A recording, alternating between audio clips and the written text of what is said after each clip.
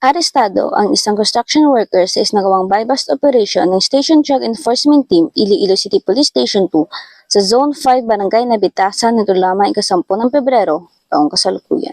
Kinilala ang suspect na si alias Pippen, 46 anyos, may 8 anak at residente na naturang lugar. Aminado ang suspect na matagal na siyang gumagamit ng iligal na droga sa loob ng 2 taon, ngunit itinanggi niyang siya ay nagbebenta nito. Ayon kay Police Major Tranquilino Querubin Jr., Station Commander ng ICPS-2, inihayag niyang 2 linggo nilang minomonitor ang nadakip bago may sagawa ang matagumpay na operasyon. Nabilhan ng suspect ng isang sachet ng hinihinalang shabu gamit ang 2,500 pesos bilang buy-bust money.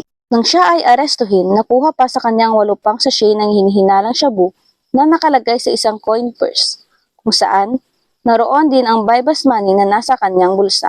Ang kabuang bigat na nakupiskang droga kasama ang buy-bust item ay 16 na gramo na may estimated standard drug price na 108,800,000 pesos. Si alias Pippen ay kasalukuyang nasa kustudiya ng ICPS-2 para sa kaukulang dokumentasyon at sasampa ng kaso sa ilalim ng Republic Act 9165 o ang Comprehensive Dangerous Drugs Act 2002.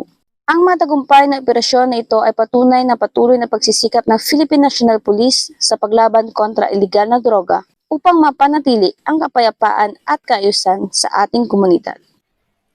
Mula rito sa Police Regional Office 6, ako ang PNN Correspondent, Patrolwoman Ninette Sabran, alagad ng batas, tagataguyod ng Balitang Pulis.